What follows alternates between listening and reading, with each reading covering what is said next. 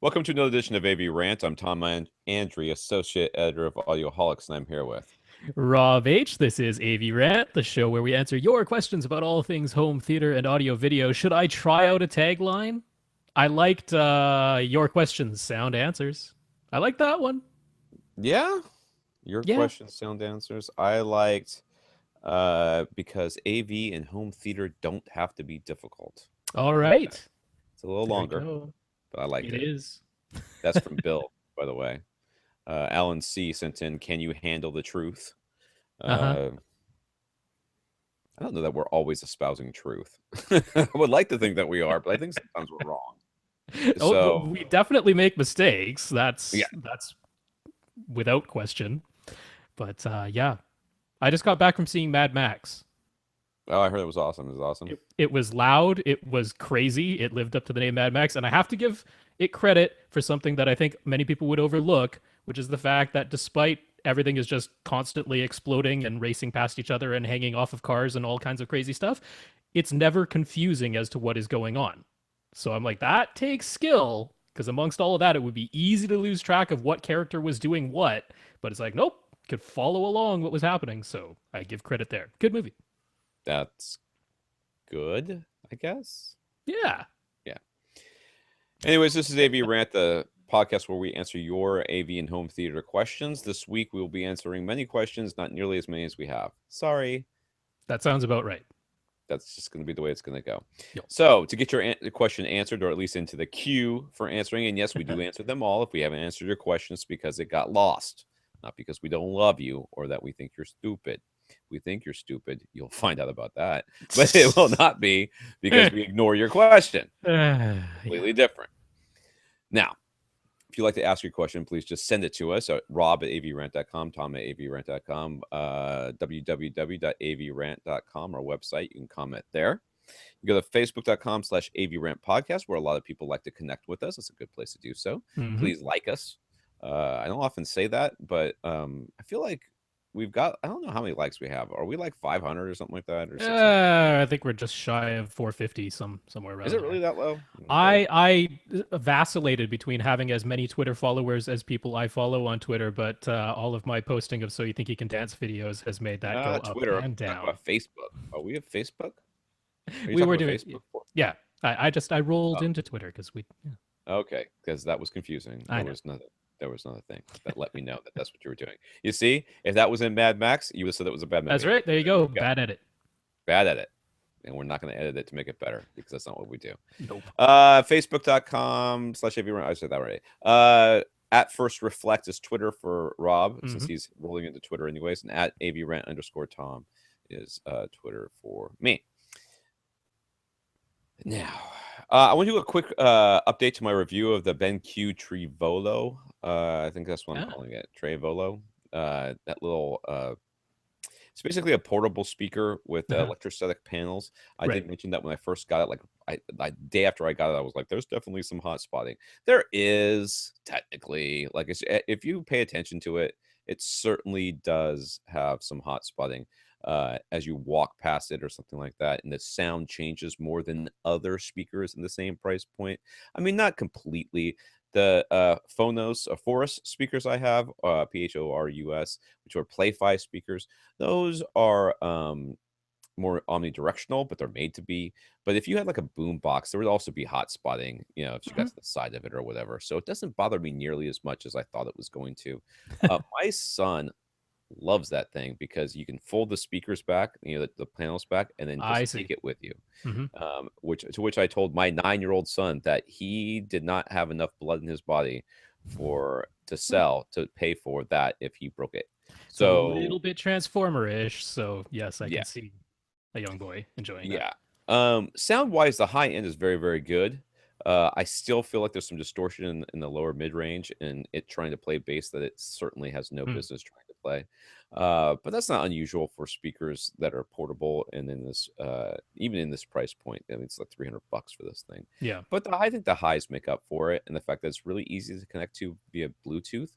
In fact, I've had some Bluetooth sets that are a little bit less intuitive. This is the only one where I have not yet run into a problem connecting to it because my phone jumps around from one thing to another and I turn it off, turn it back on. It's an old phone too, so sometimes it gets finicky. This one works really well with that, so I like that. You can connect to it directly as well for higher end sound if you are looking for that, which I think you'll just end up with more distortion than the bass, but you also Yeah. get clearer highs. Um, I think for an office, I don't know that I love it for like a room. Like if you're gonna put it in the living room or Hmm. a kitchen. I do love it for an office and somebody who cares about sound, uh, but wants something portable and something a little bit cooler. Um, I thought it looks cool, but it's not. I mean, it's kind of weird looking. It's sort of I don't know, it kind of looks like a router to me. You know what I Oh, mean? okay. Or a router, as you would say, but with wings that come out. It is kind of cool. And the way the grill works keeps prying little fingers away from the drivers. Not 100% sure it's worth $300, but it's got Yeah, enough. that's the problem. It's playing up against things like the B&W and stuff. Well, not really. The B&W is even more expensive than that, but Oh yeah, the Zeppelin thing. Yeah. yeah. Well, that one, I think B&W has a smaller one than that, but even that costs a little bit more. But it's a tough price class for a wireless speaker, and I know the whole being electrostatic thing is what sets it apart. But then if what you get is better highs but not as good bass, then you're making a trade-off. So yeah, Yeah, it's certainly in the high end. There's a yeah, clarity there that doesn't exist. right, It doesn't have that holographic imaging because it's just not far enough apart. yeah, But it does have the high end does have a clarity that sets it apart. And I just right. wish that they had sort of had a high pass filter on that bass to keep it from you know Or a trying to little do something. wireless sub to carry around with it. Wouldn't that be nice? Yes, that would be just very convenient. But yeah, it's a pretty good little set. I mean, I you know if you're really looking for something different and you had some money to burn, I wouldn't think you were the worst person in the world for getting it. I don't know that that's a There's the glowing. ringing endorsement. I don't know if that's the glowing endorsement that Van Q was looking for, but it is, it certainly has that. Hey, nobody else is running around with electrostatic panels, Right. so there's that. Okay. All right, back to the podcast. Let's see here. We have some listeners of the week. Listeners of Hmm. the week. We've got Bill. He wrote to Gick Acoustics after placing this order to let them know that he heard about them from us. Bill has been very happy with the comprehensive service that Gick has provided. He's excited about receiving his tri-traps and 244 absorption panels. It might have been 242. I might have mistyped that. Well, that doesn't matter. Either way, they sell both. They sell both of those. One's 4 inches thick and one's 2 inches thick. That's the difference. Right. James added an AV Rant logo to and link to his own website, which is Dynamic Tech. So it's very cool. It's right at the very top. I was very excited about that. Yeah, And it's it's up there with Snap AV. right there. And it stands out because he put up the white version of the logo, which Yep. stands out against the sort of bluish background that he has there. So, yes, very prominent. Thank you, Thank James. you, That was very James. nice of you to do that. That is good. Shannon sent us a donation. Thank you, Shannon. The Thank you, donations are Shannon. always nice. If you'd like to do that, you go to www.avrent.com. Forgot Mhm. our podcast website Because for a second. .com. What I'm so website uses tired. .com? It's so I obscure. know. Really. We should have got .us because that one's going. That one's going places. You can click on the buy us a cup of coffee and leave us a PayPal donation, which we would very much appreciate. So thank you, Shannon, for doing that. Rob also sent us a donation. Thank you, Rob. This is not you, I suppose, because I don't know why you. Not I. He has the last initial W. So Yes. we have several Robs now. So it's We just gonna get do, or seem to be collecting them. I don't know if they're all gonna have Canadian to though, which I gonna think have to use is required. last initials there. Yeah, so Rob W sent us a donation, but we should also be thanking him, or maybe Hmm. even sending him a donation because he sent us He was the guy who made those poster absorption panels Yeah. that we were so flabbergasted by last week, and he sent us a full description of how he made those panels, and I am going to post it on the website. I had every intention of doing that, but then I didn't.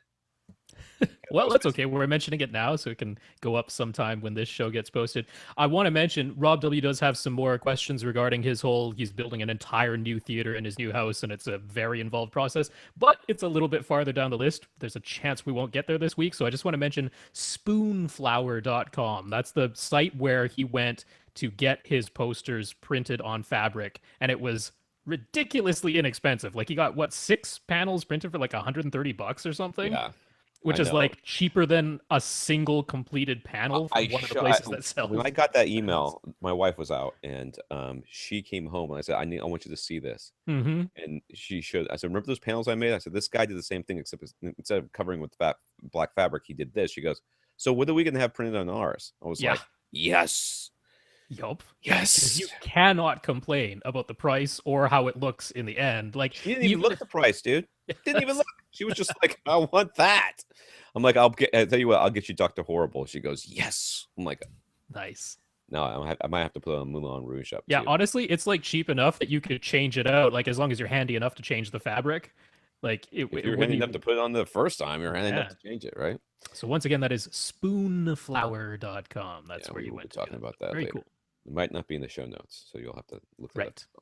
All right. There's some news items. Onkyo is releasing some receivers with all the good stuff: DSX, DTSX, HDCP 2.2, HDMI 2.0A. Though, according to their press release, it did awfully sound like the HDCP 2.2 was only going Is to be on some. That's right. Yeah. The HDCP 2.2 copy protection. I don't know how many exactly inputs. At least I'm one. guessing one. At least one. Maybe more than one, but they do have the full bandwidth, 18 gigabits per second on all HDMI inputs at least, although not really needed unless it's a 4K source. So, Really, I know. If you don't have yeah. HTTP 2.2, then what's the you could have a billion bits. But the It's point is, these are a $700 and a yeah. $1,000 retail receiver. These are what, a TXNR 646 and 747. They just went from 636 to 646, so that's how you tell. But yeah, for those prices, mid-level receivers, and they are getting DTSX, so we know that's got there. We know they've got So HDCP it looks like 2.2. this So stuff, unlike when HDMI first came out, this stuff's going to be, the hardware is not expensive. yeah, And that's the that's right. important thing. What that means is that we're going to see this rolled out very quickly into Oh all yeah, price points. So don't feel like you have to jump on the first one that comes out. Give it a month and yeah, see what else and comes out. definitely proving our point that it was worth waiting because now Worth it. Pioneer was a couple weeks ago, now Onkyo, so we know it's all happening. Yeah. The thing I was excited about was this news item about the Digital Media Zone posted a video showing how to set up the Hop Hog, Mhm. HAUPPAUGE, whatever. It's Hop Uh, Hog. and I believe you. It's just got to be German or something, right? Hopog, Win TV 955Q ATSC tuner. Okay, this is a like a Over the USB air. tuner, over the air Yeah. tuner. But you can connect it to your Xbox One to watch live over the air TV, which is going to make my wife incredibly happy because we've got the antenna already. Right. So we've had that for years. So, and I think it's only like $70 for that thing. Yeah. Yeah. So They've already been doing this in Europe and Australia for a while. It's actually, you can't do it like right now unless you're part of the Xbox One preview program. But there's another firmware update coming in, what is it, July or August? And that's when this is supposed to be rolling out. I've been getting So firmwares like every month, and they're like, I know. look Yeah. what your Xbox One can do now. I'm Yeah. like, Microsoft really? doesn't mind updating the system, but Don't really yep. care what it does.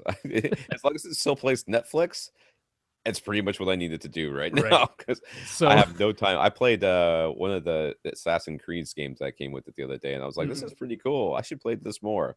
Haven't picked it up since. yeah, so this is over the air. So you do need an over the air antenna. It is not cable or cable card. It is a single tuner. So you don't have two tuners where you can watch Can you use something the and Xbox running as the. a DVR? Well, not right away. You can pause live TV. It gives you a 4 gigabyte buffer. So however many minutes that translates into, but it gives you a buffer so you can pause live TV. However, there are rumors that they've talked about turning it into a DVR, but again, it would only be one program at a time. So possible, not out of the question, but right now it's live TV with a short buffer to I'll pause. take that. Yeah. All right. We're done with that crap. Don't want to mention Anthem, just real quick. Anthem announced their AVM 60. That is their new preprocessor to replace their AVM 50. And it too is getting DTS:X, Dolby Atmos, HDCP 2.2. Interestingly, it tops out at 11 speakers. So they're not going any more than what you can get from Marantz or Denon or Onkyo or Yamaha or Pioneer, any of them. they're topping out at 11 as well. So when I used to mention how like there's the Marantz AV 8802 at $4,000, and then seemingly nothing between that and like the $20,000 like I don't know what do you have, Theta is up in that sort of price Yeah. range. Steinway Lingdorf at 28,000. Well, this is in between. This is going to be like $7,000 or $8,000, but it doesn't actually do anything more than what the Marantz can do. So if you So really you're want paying for the name. if you really want Anthem room correction, that's pretty much what you're paying for in there. Yeah. All right, let's get into the questions from last Let's week. shall. James, was that it? Is that everything? Mm-hmm. Okay. James, this is the guy who put our link up on this website. For in-wall speakers, James had some suggestions. He recommends the offerings from Snap AV, which is the other link he put up there. So he likes us and Snap AV equal. I can tell because we're equal distant from each other and we're on the same line. Yeah, So, one isn't higher than the other. yeah. One logo isn't larger than the other. We look the same. That's so right. apparently he likes us. He likes whatever you like as much as you like us. That's how much he likes Snap AV. Anyways, on budgeting, he suggests setting aside 60% of the equipment budget for the audio and 40% on the video. I don't like coming up with those numbers because as you get up into the, when you start off with $1,000, it's like, well, Right. yeah, maybe you could kind of do that. But when you get to $20,000, you're like, no. I mean, you could easily spend a lot more on the audio on that side, unless you went crazy with the video and got like, 4K ones so you can get up 16K. Yeah. To me, when it comes to actually buying equipment for a home theater, it's like I wouldn't even. The problem with setting a budget like that is then it might be in the back of your mind to adhere to such a budget where you might be able to get the video display you want for way less than 40% of your total budget, or probably not vice versa. Usually the audio costs more than you think. Yeah. Or you may be able to find an SVS or some sort of something on sale someplace, or Yeah. stock and save some money. But I guess just as far as ballparking it, that's not bad. fine. Yeah. I guess I would not be rigid. it's better by than that. 50-50. But then again, I would take that 60% of that budget and take half of it and put it towards subs. Exactly. So, therein I runs like the the problem. Snap AV recommendation though. That's one of the ones that's like we always know about them, and whenever somebody mentions it, we're like, oh yeah, Snap AV, they make good stuff. Yeah. And then we kind of forget about it for some weird reason. So good call there. They're good. James also wanted to share his own recent purchase of a Yamaha RX Z7 AV receiver. He's owned several Denons in the past, so it was largely just to try something a little different. It must be nice. He must not have kids. He's impressed with it so far and found its auto setup easy to use, and he's having fun with Yamaha's myriad of DSP listening modes. And how fun should be in quotes, which he says are, and he did put this in quotes, interesting. Yes. Yeah. If anyone has specific suggestions for things for him to try on the RX Z7, he'd love to hear them. Well, first of all, stop playing with those DSP modes. Well, Start right there. I mean, if you're doing it just to see what's different, then by all means play around. I mean, I flicked between them and went, yeah. I guess that's a little more echoey than the last concert hall. Like one will be Munich, and there's another one Berlin, and then Amsterdam or something. I don't know. I don't even remember if the Z7, because that's going back a number of years, because we're on the Z11 now, I think, or something. Is that like what they're on? Yeah, I think so. I think there was a 9 in between. I don't think they ever had even numbers. Yeah, but I don't remember if the Z7 even had like the whole presence speaker thing, because I mean, James has access to lots of speakers. I'd be like, hey, give their presence speaker thing a try if you haven't done so. I would guess that they did, because when I started in AV, Yamaha had presence, and that was 10 years ago. Yeah. So I can't believe this the Z7 was. Yeah, I mean, that was their flagship at the time that it came out. Yeah. So anyways, so if you've got suggestions, send them to us and we'll send them to James. James's theater is 32 feet by 25 feet. Big theater. He's using speakers from a brand called Episode. That's not right. They are Snap AV. Episode is the line. Oh, right. Yes. Okay. Sorry. So it's from Snap AV. Their Episode, their 900 LCR speakers up front, and their ES sub 12-300 I guess up speaker, and one of their subs in the front of his room and a second in the back. Is that just for us to know? Because there doesn't seem to be a question in that. Yep. It's just a statement. Yeah, it was just to mention the speakers that he's using there. Like you say, coming from Snap AV. I mean, these are pretty big honking things. They are. I actually did a preview article of those a number of years when they first came out. Right. And I think I just looking at the specs and stuff like that, they seemed like a pretty impressive speaker. Well, it's they've kind of got that I guess you could call it like a pseudo on-wall type of design. It's similar to like the M&K Yeah. type of speakers. They're quite blocky, very plain and black, but could be mounted on a wall because they're front ported. But the sort of standout feature is that they have this large ribbon tweeter that's going Yes. on there. So you don't typically see that. That's a slightly unusual feature to have that. So yeah, kind of cool. If people want to check them out, head on over Snap AV and look at the episodes. Yeah, and if you have any questions about it, let us know. We'll ask James. He'll tell you how good they are because they're Yeah. just as good as us. The RXZ7 Apparently, can he do says so. front height presence speakers, but it's 7 channels only, so you have to forego your surround backs to have front heights on that one. Yeah. There you go, James. Give that a try for fun. But he says he's using their sub, but it looks like I don't know. Anyways, okay, I'm not going to even get into that. All right, Nelson on Facebook just wanted to share a photo of his father's new 90-inch sharp LCD TV. 90 inches, huh? Right 90 inch. now, Byron's rolling over, going, "Oh, it's sharp! Damn them, sharp!" Just like that. Yes, they haven't It's- updated their 90 inch in a number of years. They had one, and then they had a second one, and then that was about it. They're trying to sell out. They're still trying to sell them. Nelson's dad moved to a new home where the windows are directly behind his seat, so front projection wasn't a good option. The 90-inch screen offers was a viable option, and it's freaking huge. Yeah, I mean, you you wanted could to mention his dad is like 6 feet tall, so seeing him standing next to a TV and then going, "Yeah, that's a big TV." You can find that on our Facebook page, I believe. That's right. It's on our Facebook page if you want to see that picture. Infinite Gary wanted to take things way back and ask how many lines of resolution Betamax offered, uh, and what about at different recording speeds, like the way VHS had SP and SLP and There E. was There was the LP, EP, yeah, right? EP, No, yeah, extended play yeah, in between. Yeah, VHS was, Super Play was 2 hours total recording time, and then there was the one in between that was either EP or LP that was 4 hours, and then yeah. Super Long Play was 6 hours. 6 hours. I remember putting 3 movies on one VHS. Uh-huh. They did not last long because Nah. the quality would degrade every time that you would watch it. But I had and I watched it a bunch. I had The Crow, Hmm. Rocketeer, and something else that had the same actor. I didn't realize until it's the guy who's in The Crow. He's the shopkeeper, the guy who the pawn shop guy. I don't remember the actor's I name, would but have he's a big no character. way to tell He you. was in all 3 of the movies, and I was like, after like watching them, I'm like, I think that same actor's in all 3 of these movies. That's weird. And it just sort of worked out that way. So it wasn't intentional then. No, it wasn't intent. It wasn't like I was weird. Labeled it with his name. This is Yes, his no. real. I was just really excited about having superhero movies on there. So, Ah. anyways, go ahead.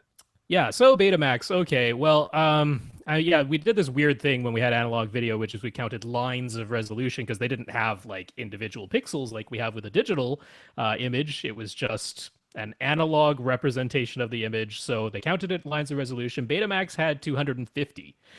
If you put it into its longer play mode so that it could record 2 hours instead of only one, because that was pretty much the thing that put Betamax at a strong disadvantage right away, was it regular tapes could only hold 1 hour.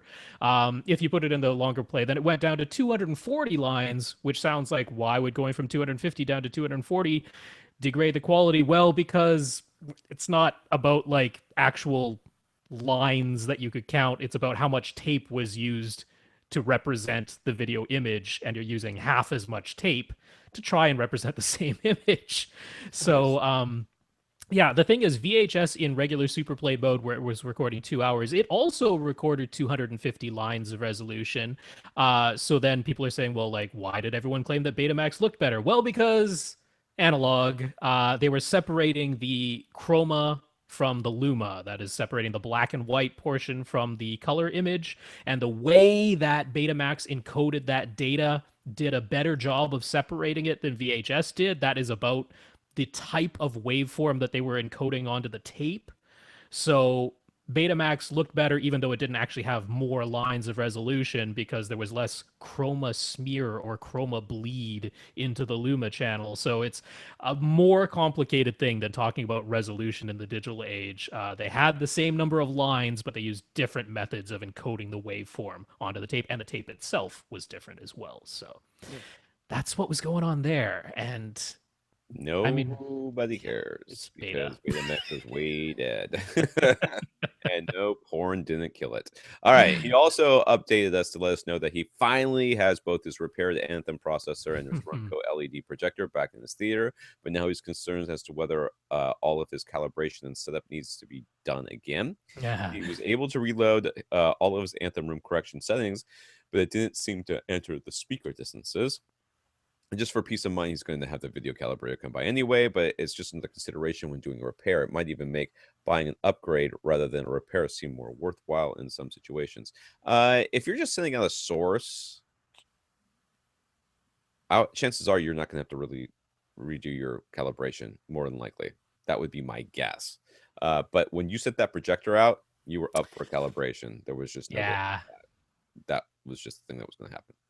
Yeah, when you're changing almost any part of a projector, really, there's Or the any source. yeah, there's a chance that it could alter that there. I mean, he says, he's just judging by watching movies. He's not looking at test patterns or that type of thing with Yeah, sure. with a light meter. So he's like, well, looking at it by eye, it looks fine, but he's gonna have his calibrator come by anyway. The And I mean, calibrators love him. the thing is, with displays, it doesn't hurt to. I mean, if you're really a stickler for having an accurate image, it doesn't hurt to have a calibration done every year anyway, because Mhm. there is drift, even with an LED driven one, as we have heard. Even those do shift a little bit over time. So yeah, it's not like he's hurting anything. If you got the money and you don't worry about it, then it's fine. But I mean, most people are probably just doing a setup disc, not hiring a pro calibrator, and just running whatever room correction program they have in their AV receiver, which you could do those again if that's all you Yeah. did in the first place. Yeah, you could I mean with the receiver I wouldn't worry about it quite as much. Your speakers haven't changed, your room calibration thing hasn't changed. You could Yeah. just run it again, you know. Well, I mean, it's that's one nice feature of the Anthems is since their room correction program is actually done on a laptop, then you can Yeah. save everything that it's done, and even if you completely replace the unit, you could still load those same settings Yeah, and it back shouldn't in. change sound.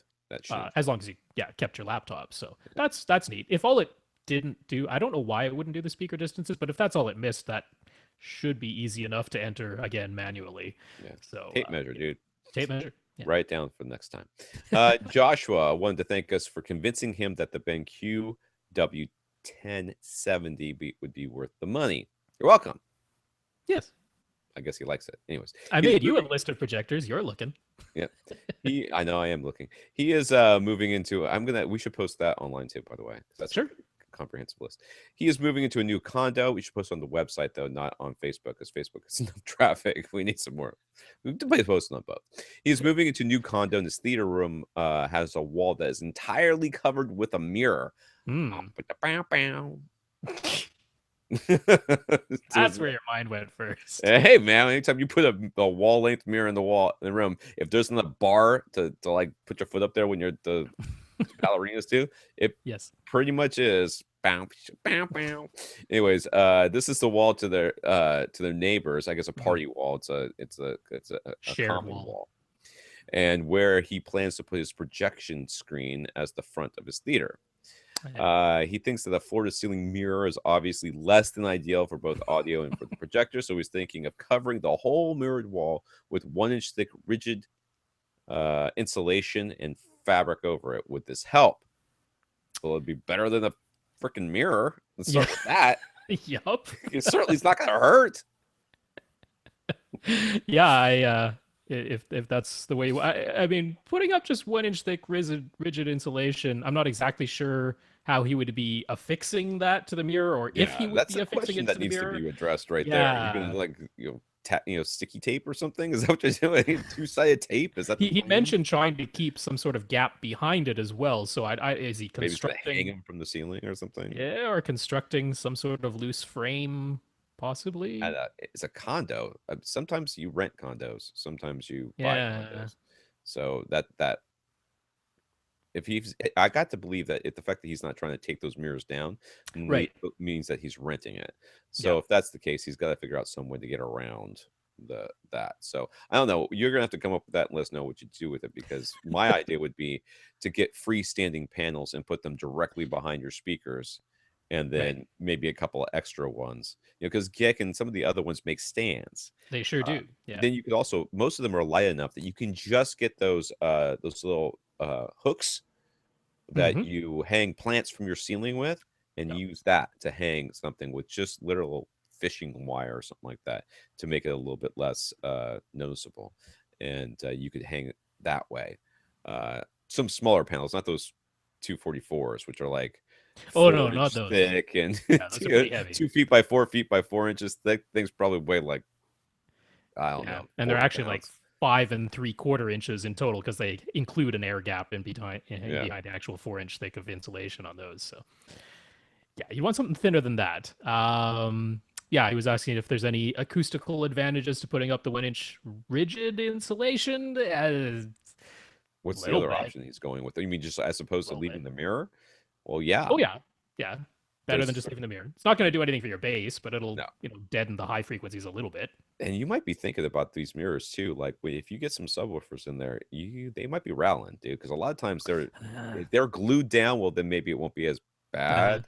But if they're just got those little clips that they screw in, like they do in yup, the bathrooms, they probably you do. could be caulking or something. I don't know what you Mm. do.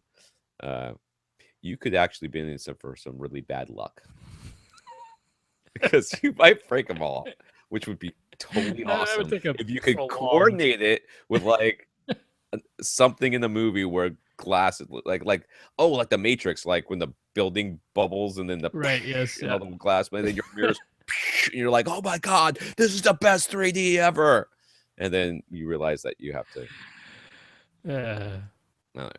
Anyways, yes, it will have acoustical advantages. It will not necessarily prevent sound from traveling into your neighbor's condo. Certainly really not not bass. at all. Well, I Like, mean, because your speakers are facing the other direction anyways, right? So you're going to be getting the majority of that's going to be going towards that wall is going to be bass and reflected high end sound, and yeah, that this high is. end I sound mean, is this going to is be not dead. soundproofing though. I mean, Not in any putting way. up No, insulation you is just need at to. 1 inch of it. It's not Yeah, soundproofing. So this is why I don't like neighbors. So the possible disadvantages are you can break your mirrors, or it could not work, or I mean, not you could not figure out a way to hang them without. I don't know what you. I don't know that you need to do this. You need to do something. At the very least, you need to put something behind your speakers, yeah, and then you need to put your subs on, you know, sub dudes or whatever, the grandma pads or whatever they're called hmm these days. or the sound path isolation feet from SVS. Yep, yep. Something so that they are not in direct contact with the floor. Yeah, like Tom mentioned, Gik does have freestanding panels. They actually have changed now because you can still get their metal stands and put their regular 4 foot tall panels on those metal stands, or they just have 5 foot tall panels now with bases on them. So that might be even easier if you want to look into those from Gik. Although that won't go all the way up to the ceiling, but it should be enough to cover your visual field, and it will certainly address the acoustical issues of the speaker sound bouncing off of that mirror. The other one is, like I mentioned back when Lee was on a couple of weeks ago, someone pointed out that the website 4Seating, that's the numeral 4seating.com, they actually sell wall panels, and they have 4 foot by 8 foot panels. Like, it's the size of a piece of drywall. Now, these are foam, and they're like 2 inch thick and nothing particularly special about them, which means they're not going to be fantastic. Like, this isn't what I would choose if I was trying to. Certainly not bass trap, because they're not going to do anything for your bass, but I probably wouldn't choose a foam panel on the acoustical side either. But they're not terribly expensive. They will cover that whole wall from floor to ceiling, assuming you have normal 8 foot ceiling height. And I believe if I looked at that website, is that for if it's like 130 something for the Yeah. regular panel, that's exactly 4 feet by 8 feet, Uh-huh. by 2 inches thick or whatever. You could special order exact size for Right. 30 Yeah. bucks, $30 more or something like that. Yeah. Then you're now stuck, Josh, with Josh. Can I call you Josh? Josh, with a panel that's only going to really fit in your weird condo. That Well, I mean, if it's less than 8 feet, it'll certainly fit into any room that is 8 feet or higher. ask the person who owns this place if you get rid of that stupid porno mirror. So and you'll paint it and it'll be nice and they can pick the paint color or whatever because you're just going to cover it anyways. But anyways, that's what I would do. All right, Chris. This is Chris. I don't live in the McMansion, which we do not believe because he does. Now, Chris, our McMansion Chris, received his pair of SVS PC12 Plus cylinder subs. Mm-hmm. These are the ones above mine. They're 12-inch. The cylinder subs are 12-inch driver. They're big. They're loud. They're beefy. They're awesome. Yep. And he's very 301 amps. happy with them. But it took some playing with the setup to get him there. He has them positioned on the side walls of his theater, quite close to the seating. He reran Odyssey and was rather surprised at first when they didn't sound any better than his old lone M&K sub that used to be in the corner. Called the SVS, let him know that he had an improper high level setting, but even after he set that to normal and ran Odyssey yet again, he still wasn't fully satisfied. SVS said to have the subs playing louder than 75 dB prior to running Odyssey, but all that did was result in Odyssey setting the subwoofer output lower. Yes. What it does. Stop trying to fix Odyssey. At least it's being consistent about things, so that's a good sign. So after he ran Odyssey, he manually increased the subwoofer output level, and now he's happy. All of this has left him a little confused as to why Odyssey sets the sub levels this way. Because your ears are not calibrated, but their microphone is. That's exactly why. He also thinks that M&K actually stacked up quite well for movies, but he does think the SVS subs clearly sound 100 times better. That's his words. Yes. For music, even at low output volumes. And there's your clue. Yeah, that's it right there. Because if you're noticing that your bass sounds so much better integrated that you're not really noticing the transition from your speakers to your subs, that it just seems like your speakers all magically became full range, and yet they remain full range no matter where you sit across your couch, which is something the speaker alone couldn't do if it genuinely were full range. When you're noticing that with music, it's a very good clue that that's how the bass is supposed to sound. And there's a very good chance that you got used to sort of overblown, distorted bass when you have one big sub sitting in a corner and you're saying, hey, these explosions make things shake and seem fun. And now everything seems quieter and not quite as thrilling than even though I have these two subs close to my seats. It's kind of what you got used to. That wasn't quite accurate. Yeah. So by bumping up that sub, you're really actually creating, you're overblowing your bass a little bit because that's what you like, because that's what you're used to. That's what your And that's M&K fine. do. And that's fine. Hey, I don't care what you do to that volume knob. Knock yourself out, dude.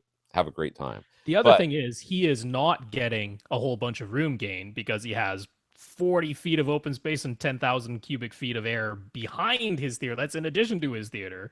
Yeah. So he's not got room treatments in there too. That's right. Yeah. He's not getting the sort of room gain that if you have a small enclosed room where you can really start to feel your eyes like blur because of the 20 hertz bass, he's probably just not getting that. I mean, even with very capable subs like these, they're just not going to pressurize that entire volume of air that he has. So none of this is like shocking. Why is Odyssey setting it like that? Because that actually is accurate. That's how loud it would be for them to produce a linear sweep if you went all the way from the top to the bottom. But yeah, you were used to it a little more.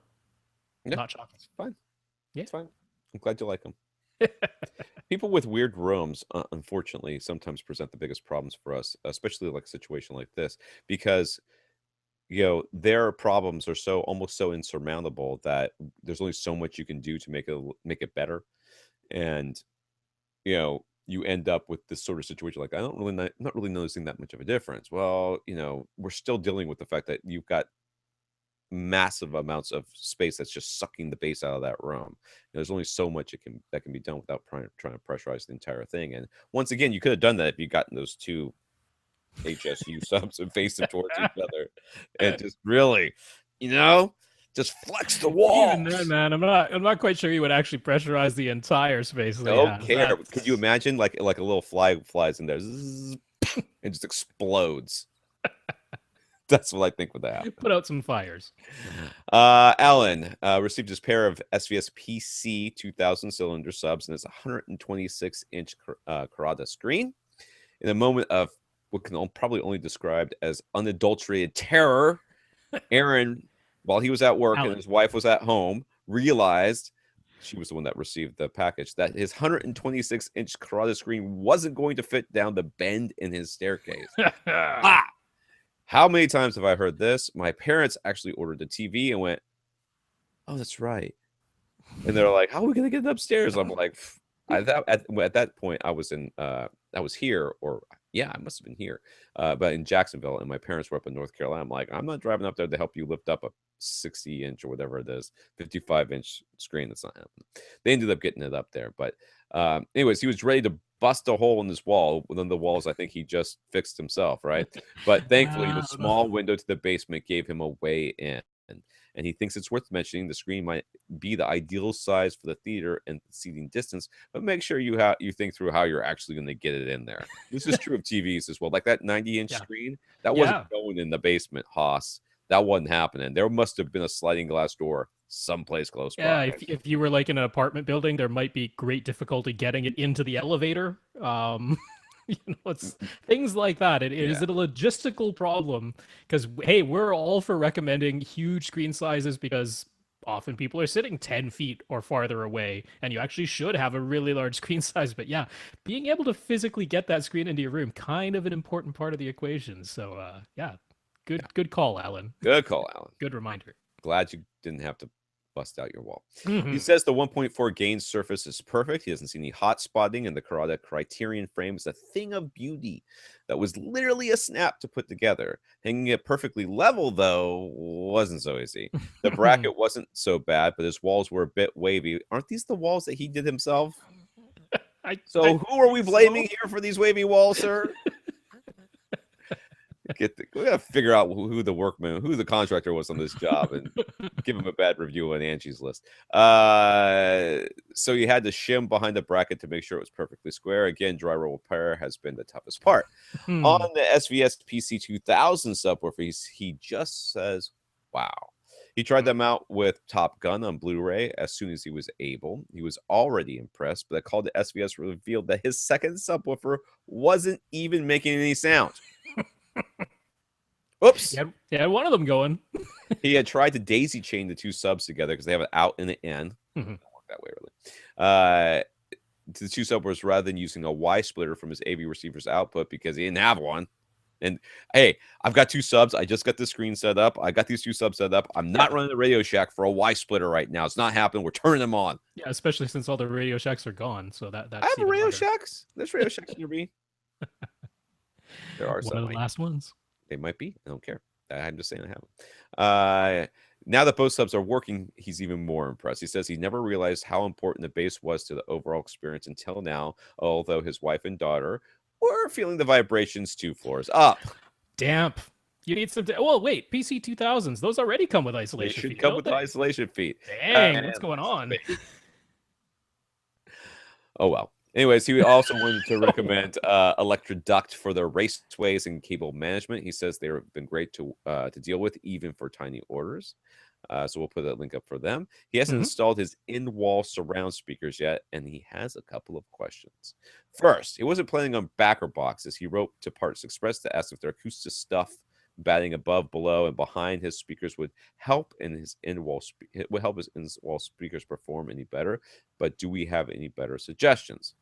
Um, I know you do, Rob, because you put a link here. I did indeed. Yeah, actually, this was because I was searching, in-wall speakers all over the place, and I came across a neat little thing that NHT is offering. Their website is NHT no spaces or anything, .com. They have a little solution for in-wall speakers, which is foam. It's like not exactly totally rigid, but stiff foam, where it's sort of a T-shaped foam. You get two of them, and you block one above the in-wall speaker and one below.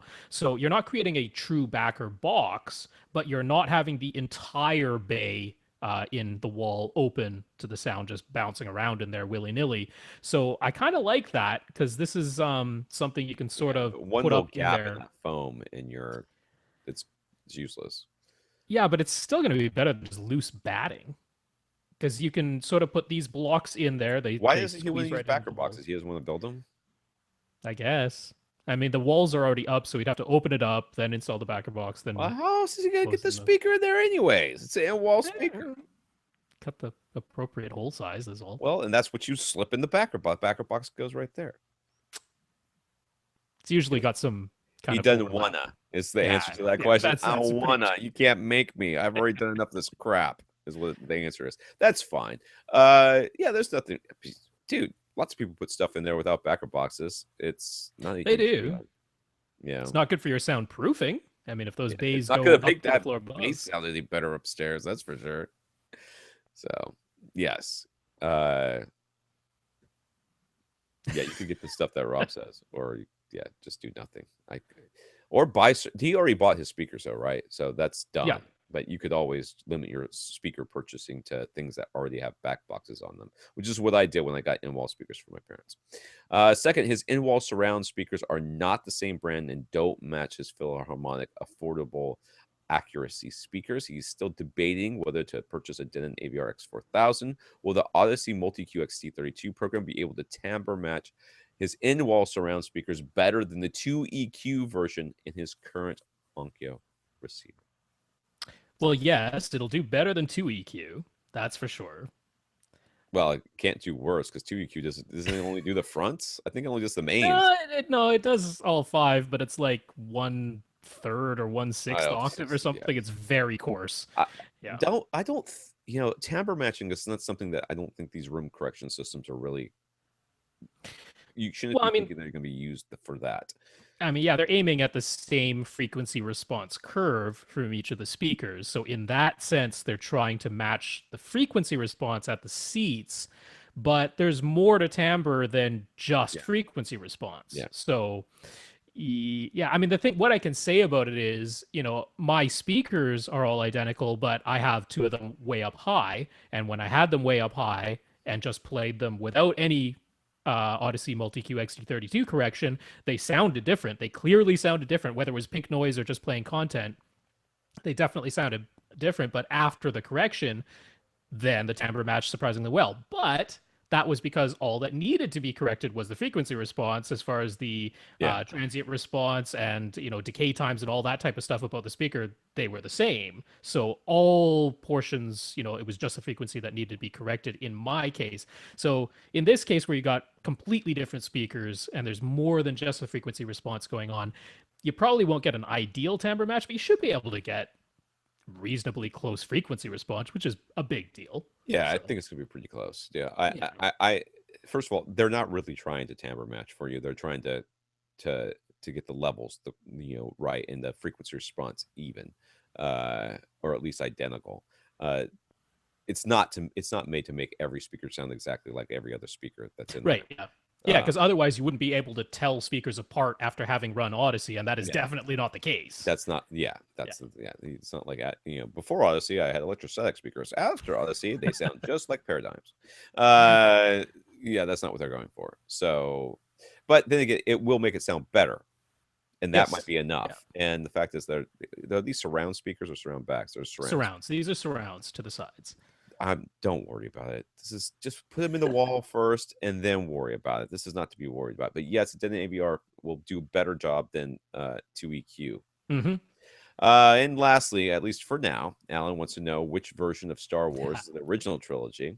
I had to break it to you. There is only the original trilogy. Whatever those other movies are a cruel joke played upon humanity, should never be viewed by anyone at any point. Even though my kids like them best because they are heathens who will be kicked out of my house the minute they turn 18, unless they change their tune.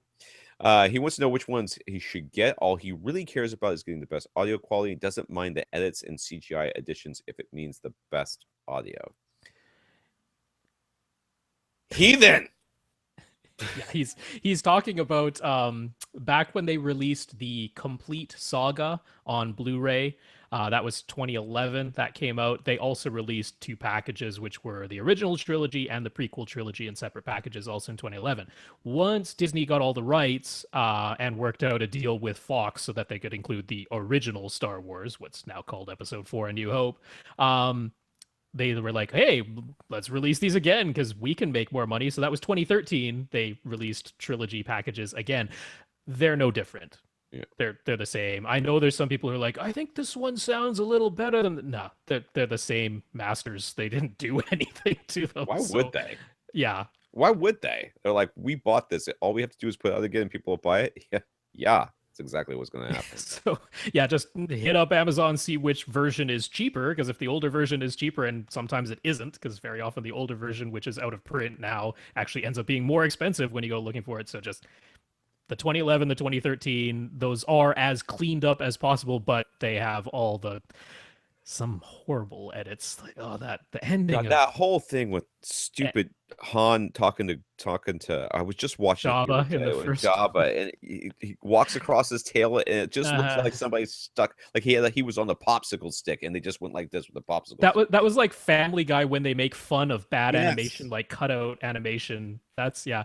I wasn't So even gonna bad. mention. I was gonna be like the end of Jedi. The no, it's not right. Well, I think I've blocked that out. Oh, Yeah. because they put in what's his name, didn't they? Yup. Oh And God, I had blocked that out, and digitally now it's removed. back. They digitally removed Vader's eyebrows. So you gotta do that kind of stuff. And they inserted some Gungans All right, don't care. alone. Yes, Gungans. Anyway, you want the best audio quality, 2011 or 2013 versions. They're as Just clean don't as look they're at them. Don't look at them. Just remember them the way they were. All right. Now, that was all last week crap. Let's go for this week. Okay. We finally made it. Ashley's questions got lost in the mix a couple of weeks ago. I actually thought you guys had answered them on the podcast. Oh, with Lee. No, it's, Yeah. I got his never question. saw them. I see. Okay. Well, there you go. That's how things get mixed up. Anyways, Ashley, thanks for writing us again. Yes. He recently picked up the Disney Wow setup Blu-ray disc. When adjusting the tint setting on his TV, he wound up with a setting of +6. He then tried the THX tune-up app via his Apple TV and the app on his iOS device controlling it via AirPlay. That gave him a setting of 0 for the tint. Interestingly, after an iOS update a while back, the THX tune-up app also gave him a setting of +6, but back then he was using a lightning port to HDMI cable rather than AirPlay. So Ashley isn't sure exactly why he's getting these different settings. He just wants to know what his tint ought to be set on this TV settings. Okay. Well, Ashley, let's just take it right out of what your exact problem is and let's talk about generalities. Generally speaking, a custom calibrator calibrates the TV by itself so that it's as accurate as possible. Yeah, using a And then pattern generator. Yes, and then goes to each device and calibrates that separately. So they would put it all through a video processor or a receiver where you can change the video or calibrate the video. Usually they have ISF calibration options in there for higher end receivers. So they calibrate each sorts individually. So initially, the answer to your question is it should be negative +6 with your Blu-ray and 0 with the AirPlay thing that you were using. That's the answer, because the different devices having different calibration settings is completely normal. Yeah, I have one other thought on this before going forward, which is that in general, you usually shouldn't need to touch the tint correction. I mean, unless your TV is quite far off, it makes me wonder if he's actually already set his TV to be in the cinema or movie or theater, whatever name they've given it. But almost every TV has something that's either called cinema or movie mode. And then also check to make sure that your color temperature is set to warm 2. Usually they give you a standard cool 1, cool 2, and warm 1 and warm 2, and you want warm 2, the warmest setting, the reddest setting that you can make it. Because if you set all that up, your tint shouldn't even need to be adjusted. They have to be pretty far off. I mean, +6 is a big adjustment, and that makes me really think that he's got far too cool a color temperature already set, if that's what his Blu-ray player is telling him to set his tint Could at. very well. So Yeah. yeah, because I mean, if this were the other way around, where the Blu-ray was saying leave it at 0, and then something in the Apple TV was saying set it to +6, I'd be like, all right, maybe it's the Apple TV. Well, it could be But too, because the second time he was using a yeah, actual wired connection. So AirPlay does not just one for one send things across. I know with audio, it's at least maybe they've changed it, but I remember reading at one point that it was like 48K is where it maxed out. So yeah, no it's matter it's what Apple lossless. All audio across AirPlay is Apple lossless. yeah. So, it could be that there's something going on via AirPlay or something going on via the Apple TV and everything else. So, there's all sorts of weirdness here. Rob's right that you should probably check your TV. Get your TV as right as Yeah. possible first before you start messing with your devices and and worrying about your sources. And then if your sources are way off, you blame the source Yeah. and then fix Yeah, that. because if doing it via your Blu-ray player, you said, "Oh, I got +1 or -1," I'd be like, "All right, that's Yeah. normal." But +6, that's kind of far off for tint. Tint Yeah. really should never need to adjust it. So yeah, it makes me think original picture mode. Oh, I didn't read this far down this question. Oh well. Okay. Ashley would like our recommendations on the few 5.1 speaker packages and in an AV receiver. He lives in South Africa, where selection and prices are not the same as the US. Did he? I wish he would give us a range of brands, because right now he's looking at the Energy Take Classic 5.1, a Mhm. Pioneer receiver, which has numbers after. It's actually that's a speaker package. Is That's that a the speaker package? yeah. Oh, okay. SSP stands for speaker package. Oh, So there you go. And an yeah, Onkyo looks like a speaker package as well, but probably a home theater in the box. that one's the home theater in a box. Yeah, Yeah. So it's a SHTS 9400. 9400 THX. So that's an older one, isn't it? It's got to be an older one. Yeah, they haven't updated in a little while. So Right now, he's preferring it if the speakers were small. right. Uh, and for the AV receiver, he really wants wireless capabilities, the ability to control it via a web browser, and HDCP 2.2 support. There's the kicker. Yes. You're going to have to wait for that one. So basically, you're saying you're not in a rush to buy a receiver, but you'd like to get some speakers right now or something? I don't really know. Yeah. The AV receiver part, if you are concerned about HDCP 2.2 support, you basically got to wait. Like we just mentioned, Onkyo announced theirs that are coming out. But we're not going to start recommending anything until We're not. everybody announces. Yeah, like I'm not a huge fan of their ACU EQ auto setup at all. I mean, by all means, you could just turn the thing off and just run it without any room correction. There's no reason you couldn't do that. Or But you could wait for a month or two to see what yeah, Denning, Rant, or Yamaha comes out with. that's right. Yeah. So if HDCP 2.2 is a thing that you definitely want to have because you want to keep this receiver for a while and you're thinking, hey, I might get a 4K TV, which is perfectly reasonable things to think, then yeah, hold off on that one because they're coming soon. You can tell they're coming soon. Then, given that, you could get that Onkyo home theater in a box package that you were looking at, which I imagine is somewhere within your price range, and then live with that until you can get the receiver that you want, because the Onkyo home theater boxes things usually you can hot swap out everything. But then you're still stuck with the Onkyo speakers, which I don't think are actually as good as either the Energies or the Pioneers. I would go with Energies before I would go. That was my first thought, but I didn't look up the Yeah. Pioneers because I know the Energies are good. Well, the Energies of all the ones he's mentioned are the physically smallest. Now, I mean, you want to make sure that they're going to be capable of handling your room size and your seating distance, which I'm not 100% sure on.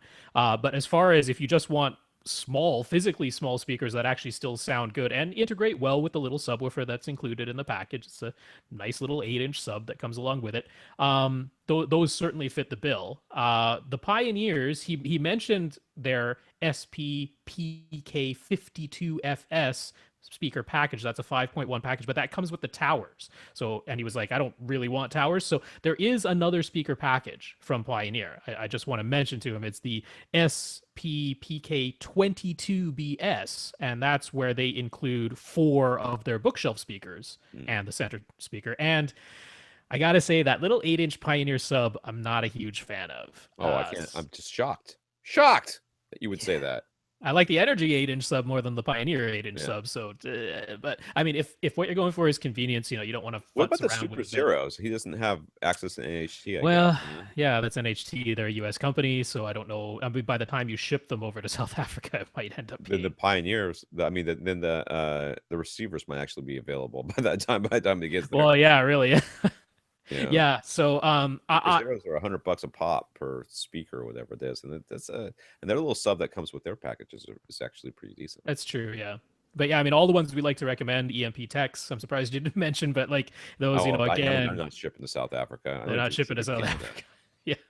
So So, if the Energies and the Pioneers are available in store, I would personally recommend those, either of those above the Onkyo. The Pioneers, I think, are the better speakers, but they're physically larger, like considerably physically larger. yeah, So have a look at them. If you're fine with that size, I think they're the better speakers. I'm not a huge fan of that Pioneer sub. So yeah, a little bit of give and take on all of them. as for the AV receiver, we really wants okay, blah blah. We already said we can't suggest anything, so you have to Yeah, just not that has HDCP 2.2. That's the sticking thing. If you don't actually super duper care about that, then I still like Denon in the lower price yeah, ranges. The thing is, you can find. Well, he was saying he wants wireless capabilities, so you'd want to be looking at either the S series because those have Wi-Fi and Bluetooth built in, and you can control them via a web browser. Denon lets you do that, or you'd be looking at the X series that has a 100 at the end of it. So like an X 1100 or yeah. 2100, that would bump you up to Mult EQ XT as far as Odyssey goes. The S series has Mult EQ, full stop. But either of those are fine. They're still good room setup programs. So I certainly like Denon in the low price ranges. But yeah, Yeah, I agree. copy protection gotta wait. Yep. Dave is writing on behalf of a coworker and his brother-in-law. They aren't huge AV nuts, but Dave heard our request and to try and bring in more listeners who might think of all this stuff is too complicated. So, as promised, this got moved up. I guess it got moved up to number It did. 8 of Yep. the ones that. We're still hitting it this week, so it moved up. Oh, I thought we were going to hit at the beginning of the show, so they wouldn't have to listen through all the rest of that. Okay, anyways, Dave, you're going to have to fast forward for him. All right. Both Dave's co-workers and brother-in-law are looking for new TVs at about the 50-inch size, keeping in mind that these are for normal people, not superhuman mutant types, I guess, who don't care about every last detail and every trick in the book. What would we recommend? Uh,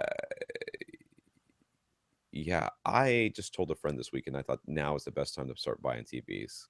You've got keep your eyes open right now for good deals on TVs because as Mm-hmm. 4K comes rolling out, the 1080p price is going to plummet. And Yep. jump on that bad boy. They're like, well, shouldn't I get one of the 4Ks? No, you should not. Do No, because not get the 4Ks. they're not ready yet. No, not only are they not ready yet, but 50 inches. How close are you sitting? Yeah, when it comes to the 4K stuff, you're going to want your high dynamic range, you're going to want your wider color gamut, and that stuff is still just not quite here. So let's try and keep this simpler. I have an easy recommendation: Vizio E series. Yeah. They run quickly when you're bringing up the apps to do things like go to Netflix or Hulu or something like that. They come up nice and snappy.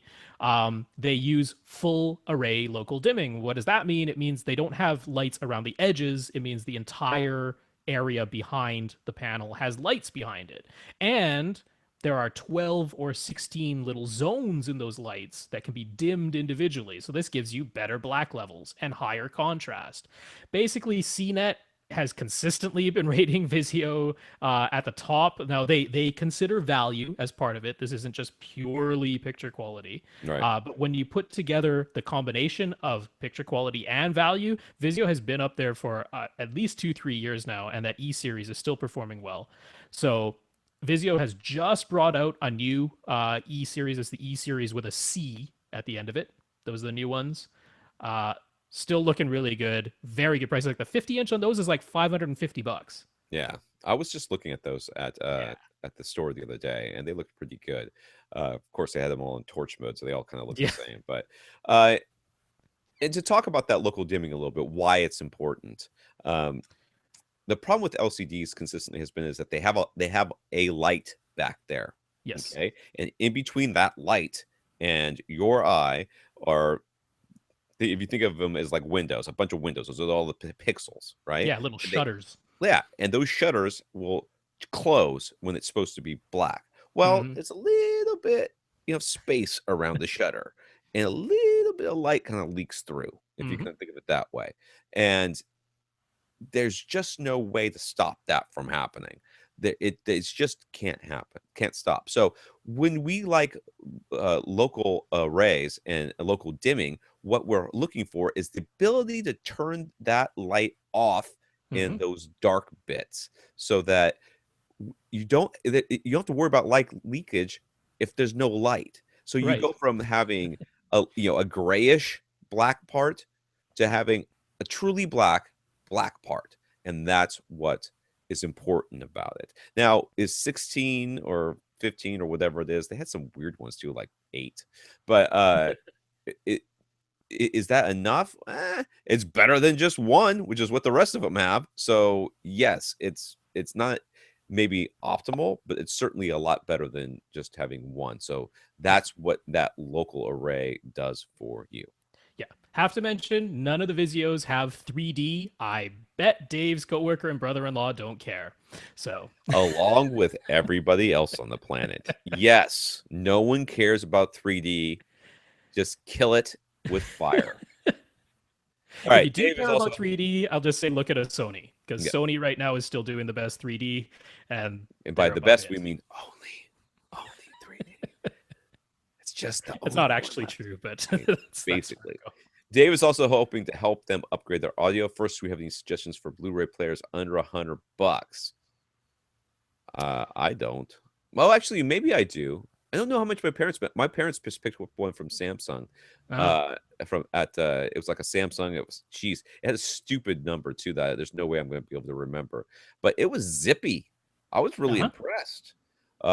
It was like the apps came up really fast. The Blu-ray played really fast. I was like Uh-huh. really impressed. So I'd say Samsung. Find out Samsung one. And if it gives you the option of the wired versus non-wired, a wireless version. I mean, Right. if they really need wireless, then go with wireless. But my parents literally had the Samsung sitting 2.5 feet from the router. I'm like, Ah. you're gonna plug it in. They go, I know, but we split because it was only it was only $20 extra. I'm like, it's still $20, and you need to spend it because you're gonna plug it in. He goes, do I need to put the password in? I'm like, no, you plugged it in. Okay, just forget it. So Well, I have a suggestion. This is coming via the wire cutter. It's a little bit old at this point, but it still holds true. LG, the other Korean major yeah, manufacturer, they have a model called the BP540. It is under $100, and it has every feature in the book, and it's super zippy. So it's got Wi-Fi built in, so it does have wireless. It's got more apps available as far as the Netflix and Hulu and Amazon, a lot of stuff goes than most of the other players, and it's very zippy and snappy as far as the interface and loading up the discs. So I got no problem recommending that one because yeah. it fits all the criteria. So yeah. Yeah. Yeah. Yeah. I'll have to go look to see how much that player was. All right. And as for surround sound, Dave has been recommended to get an entry level Den AV receiver, the Pioneer Andrew Jones speakers, and subwoofers from Power Sound Audio. That's the only one that sounds a little One off. of these things is not like the Yeah. others, but We were doing okay until we got to the Power Sound Audio, where suddenly you're going with a well, massive subwoofer. I certainly don't say thumbs down because they make some No. great subs, but I think you doesn't should build a cardboard box and let them see it first before they become not your friends anymore. Uh, yeah. Those are all good thumbs up recommendations. And oh yeah. entry level Den is fine. The Pioneer Andrew Jones speakers are great. Hmm. Power Sound Audio, I think I would just it raises an eyebrow. So I would go with something maybe a little bit on the smaller side, even if their rooms would need the bigger subs. Um, That and might be it. He yeah, might be saying, "Hey, both these guys have great rooms," yeah, so which is what he's I guess like, is probably happening. Yeah, it very well could be. Yeah. The only thing I would say is, just have a look at HSU's lineup as well. yeah. Because if you want something smaller, they have the STF two for $350, which is certainly something I love recommending. And on the other end of the spectrum, if you need massive output, for similar prices to Power Sound Audio, they have their big VTF three and their what's the other one? I don't know. 15H. their No, something VTF 15H. So Mark you know, 42 or whatever it is, something like that. yeah, it's an alternative as far as prices go. Yeah. But yeah, thumbs up to all of those. Those are all good Yeah, suggestions. yeah. I'm seriously consider building them a cardboard box though, dudes, before that your friendship becomes strained when they have to pay to ship that subwoofer back, and they're like, all right, Don tried out SVS's Merlin subwoofer suggestion program. I have to admit, Don, this is the first I'm hearing of this thing. Not What we've talked about it in the I past. completely forgot, It's and I was gone. like, what? And I think I actually did it at one point, and never. Anyways, I told him to get an SB 13 Ultra to match with his PSB Stratus Gold speakers. His theater is 16 by 15 by 8.8 foot 7 inches. It's enclosed and has some acoustic panels. He's heard us talk about using two subwoofers so much that he paused before taking Merlin's advice. He can't quite afford dual SB13 Ultras, but he could afford dual 2000 series subs. So should he go with the single SB13 Ultra or dual SB 2000s or PC 2000s? His why is it suggesting an Ultra in a room that's that size? Don't listen to Merlin. Apparently, Merlin's kind of a bonehead because that doesn't make any Yeah, sense. Merlin is a weird thing that I wish SVS would kind of do away with. It was their attempt to. I don't even know why, because they always say, "Give us a call and we'll talk you through your Yeah, choices." And I bet if you it's called them, that's not what they would say. yeah. So I mean, it was their attempt at making sort of an automated recommendation thing. But I mean, matching the subwoofer model with your model of speakers is completely beside the point because it's your room that matters, not what speakers you're matching them up They with. are And basically saying if you're willing to spend that much money on speakers, surely you can spend this much kind money of, on a yeah. subwoofer. They also do a thing that I really don't like, which is recommend a crossover frequency, which I'm like, that again has nothing to do with your speakers and everything to do with your room.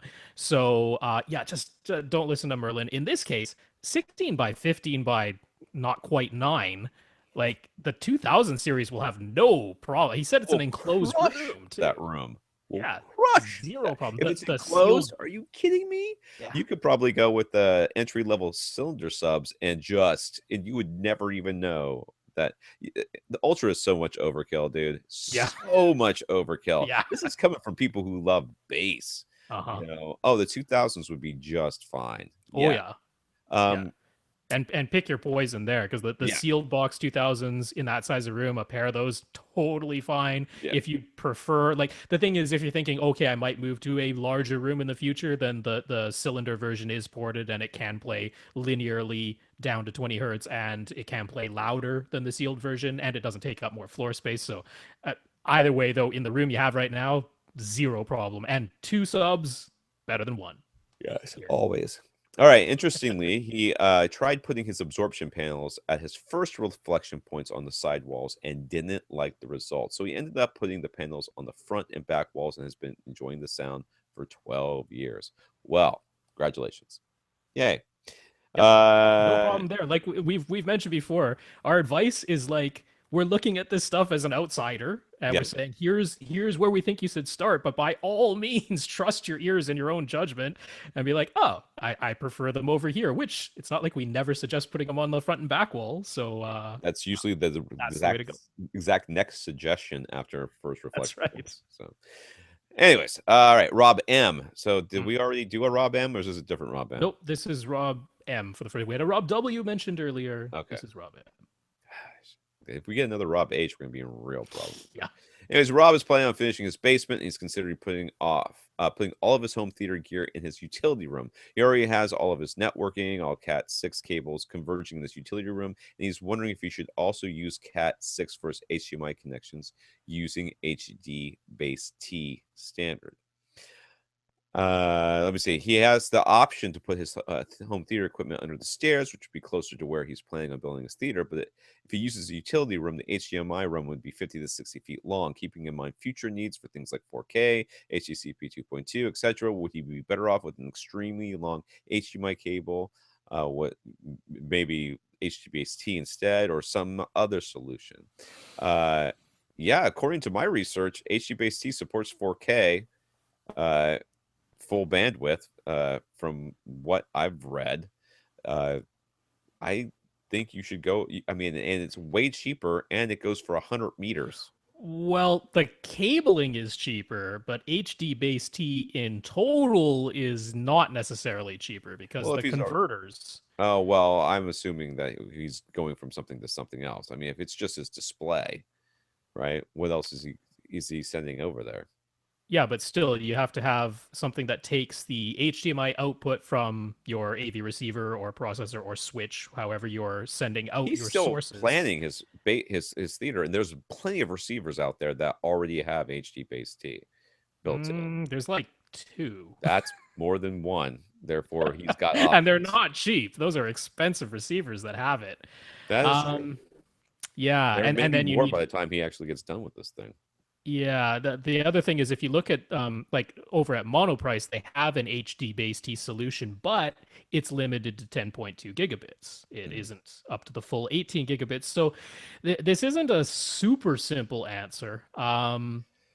I'm inclined to say since you have already run all this Cat 6 and since you are looking at a very long run, that it probably is safer to go with the Cat 6 solution, which would be HD base T, because even if you set that up now and then for some reason have to change it out later for some new standard or for higher bandwidth, you're changing out your HD base T converters rather than having a gigantic HDMI cable inside your wall that doesn't Yeah, and work. honestly, that HDMI cable, a 50, 60-foot run, you're Yeah. really pushing it. You're looking Oh, for yeah. I mean, you're looking passive. for a cable likely that's gonna have to be, powered in some way. Yeah. It's not gonna be super easy. It's not gonna be cheap.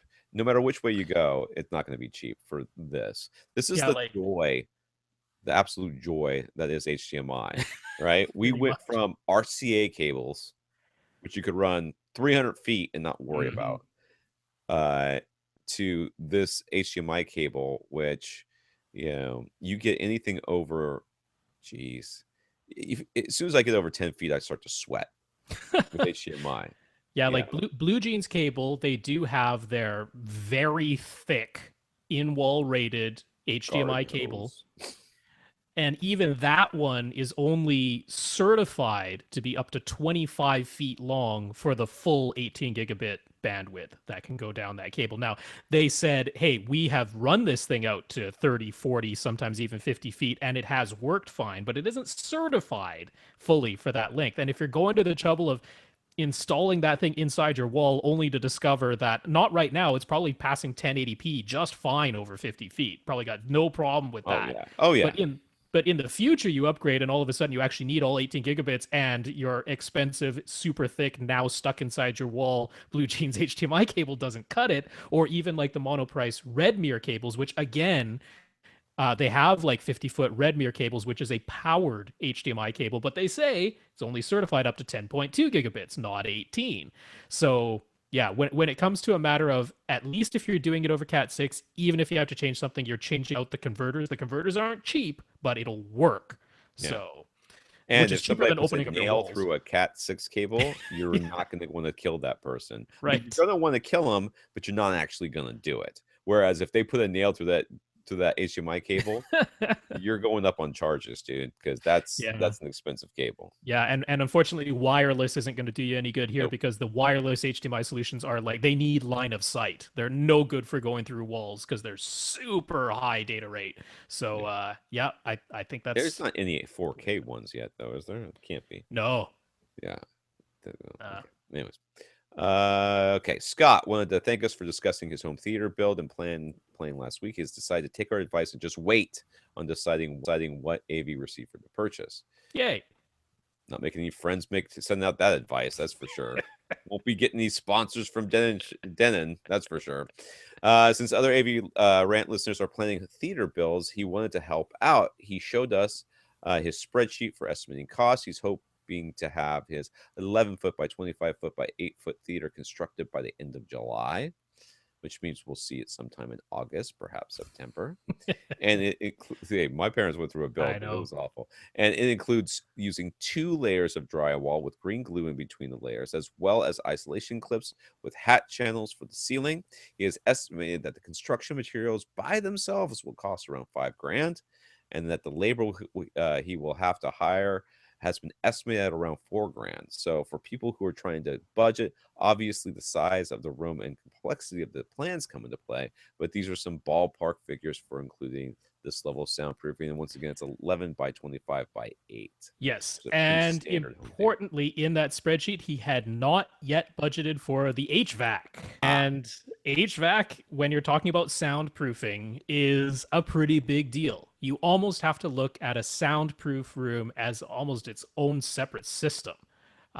Because there he's are, not going for soundproof though. He's just going for well, he is deadening of the rest. if he's going to the problem of double drywall and green glue, the last thing you want is all of that bypassed by a HVAC system that carries the sound in and out of your theater. Because then, what was the point? So yeah, there's more money to be spent there when it comes to the HVAC. It's not necessarily going to be astronomical. It's not like he's installing an entire new furnace and system and everything, but there's some consideration there. For the HVAC portion of this. Like we've been mentioning, you need, I mean, this is something that Ray really mentioned in our hangout after the show. We do a hangout party where you can come and chat with us, the hosts, and other AV Rant listeners once we're done the recording. So one of our good friends, Ray, who drops by frequently, he has his dedicated theater, and he's like, it gets hot. It gets hot in my theater Yeah. because he installed AC, but he didn't install enough air returns.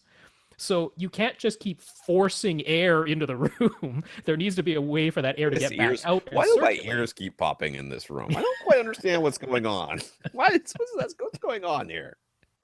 So It's like 3 atmospheres in there. that's right. So it's very important. I mean, this is something you want to talk to your HVAC guy, whatever contractor you're using, and you want to talk specifically about soundproofing. And if they don't know, hire someone else because you That's don't right. want them guessing. They're supposed to be the expert. This They're is not the supposed to help time to the be theater. hitting Google up. They should That's have right. experience with this. Yeah. Because then you need the air return, but if the air return lets out sound, well then Yeah. again, So yes. So hey, remember that 9 grand you were about to spend, Scott? Yeah. We just upped your budget. Sorry about Yeah, that. I mean, sometimes people are thinking about do it yourself to save money, which is absolutely, if you're capable of it, by all means. But there are some areas of any construction where it is worth it to pay the money to hire an expert because doing it yourself can end up either with bad results, being in violation of code, which would be really bad, Burning or your house down. or just it actually ends up costing you more because you had to do it over because you didn't do it right the first time despite whatever research. So when HVAC and your full voltage electrical and your plumbing, hire an expert to do those things. I mean, if you want to put up trim yourself, go for it. But Yeah. those, Try to remember where your wires are when you do those particular trades, yeah, get those done proper. it. All right, Efren was curious if Trinov offered an equivalent to Odyssey's dynamic EQ adjustments, so he contacted them directly. And remember, dynamic EQ adjusts the frequency curve based on, or frequency response based on volume. So as you change volume, it boosts or cuts the bass in order that you're hearing a flat frequency response because your ear becomes less or more sensitive to certain frequencies at different volumes. It turns out they do not, but they did suggest the user can use as many of the 29 memory slots for adjustment curves as they would like. So a user can create different curves for different volume levels, but it isn't done automatically, which is code for no, because then That no is one's ever going to do that. a fair amount of effort on the user's part to be like, well, today I'm going to play back this content at this volume level, so I will load this curve. That's not exactly what I would call like babysitter friendly. No, I would not call it that at all. Yeah. Yeah, to me, the dynamic EQ is still like the killer feature of Odyssey. I love that feature because And they've had it for, geez, yeah, 5, 7 years, 6 years, something like that. yeah. No, how old's my son? 6 years. Yeah. Yamaha is just starting to do it just now. Jonathan sent us a link to an editorial making the claim that the Age of Ultron is proof that Marvel is killing the popcorn movie. That is the entire title, by the way. Age of Ultron is proof that Marvel is killing the popcorn movie. I will honestly tell you that I skimmed most of this article and It never is really long. understood what this person meant by popcorn movie. Because when I think of a popcorn movie, Right. I think of a brainless, lots of explosions, Like the don't really care what the plot. Expendables. Yeah, something like Right. that. Yeah. That's what I think of, which is not what I thought the Age of Ultron was at all. I didn't think it was Right. a popcorn movie. I thought it was, in fact, I know my wife thought it was far too dense. She's like, I don't understand what's going on with most of these people. Who are they? I'm like, yeah, you're, I, but I could tell you. I don't know that you want me to. Honestly, this editorial amounted in this is my opinion of the editorial amounted to I didn't really like this movie. That was about it. Yeah, that's pretty much how that played With out. a Yeah. massive clickbait title and a wall of text that intimidates even someone as verbose as myself. Yes, it kept going and going. I did give It up sure after a did. while. I you know, and it was weird. I was reading so much hate. Like as I was reading through it, I was like, you know, and Josh Whedon just quit Twitter. I'm like, he quit Twitter? Like, yeah, and everybody's calling him a misogynist. I'm like, they're calling him a misogynist? I Isn't know. he the guy with the whole Buffy and every main character is like a chick who kicks butt? How is that not? I think I just said chick. Kind of made me sound like a misogynist. Joss and I are in good company, apparently. You know, Yeah, Joss has clarified he didn't leave Twitter over anything that has been said about Age of Ultron. He's working on a new project and didn't want any distractions, so and then whatever. I got clickbaited because somebody said he's working on the new Star Wars, and I clicked on it, and they're like, "No, he's really not." But we just really wish he would. Like, shut up. Yeah. Jonathan wanted to know what we thought of this editorial. I don't think much of this editorial. That's what I have to say about it. I don't think much of it. It's just like, pay attention to me. I'm trying to make a mountain out of a molehill. So you didn't super love Age of Ultron. All right. I didn't super love Age of Ultron either. It's not the end of the world. Yep, it's fine. I will say, I'll agree with one point that the author made, which was that, one of the hallmarks of a good movie, even a popcorn flick, is that the main characters, and there are many main characters in Ultron, so it's a challenge, but the main characters all have an arc. It's a simplistic arc in a popcorn movie, but there's an arc nonetheless. And they felt that things that were set up in Ultron were ultimately never paid off, and therefore they didn't have complete arcs. I go, you know what? That's a valid criticism. Maybe that's one of the reasons I didn't super duper love it. It doesn't mean it's the end of movie going as we know it and The turn Joss Ghost. Whedon into a misogynist. I wonder if this person and you liked Ghostbusters. Do you like Ghostbusters? I like Ghostbusters. Who doesn't like Ghostbusters? This person must not, because there is no character arc for any of those characters in there. You Well, think about it. they crossed the streams at the end. You know, they That's learned. not a character arc. They made no changes. They were the same from the beginning as they are at the end. There's no character arc for those characters. It does not have to be a character arc that is crap. A good movie is a good movie, regardless of what rules it does or does not follow. Same thing with books. The reason there are rules is because they tend to work, but when they are broken and broken well, that's just perfectly fine. Yes. Now let's go on, because Yeah. I'm going to start cursing at that person if I don't. I literally have to stop myself like 5 times from saying a bad word, and it's very hard for me to do that this many times in a row. So we're moving on. Brian purchased a Denon AVR 4520, which is kind of like the X4000, except not. It's a little bit more expensive, and it's got a couple more features. It's a little older. And it's a little older. From Accessories for Less, it was essentially DOA, that's dead on arrival, with no sound from any of the speaker binding posts, which is a little weird considering that this is supposed to be have gone through Denon's recertification process. I wouldn't be half surprised if this was actually a brand new unit, because usually the ones that actually have been refurbished, they work. Yep. Because they were individually inspected. Anyways, he wrote to both Accessories for Less and Denon directly, and both immediately offered prepaid return shipping and to replace the faulty unit.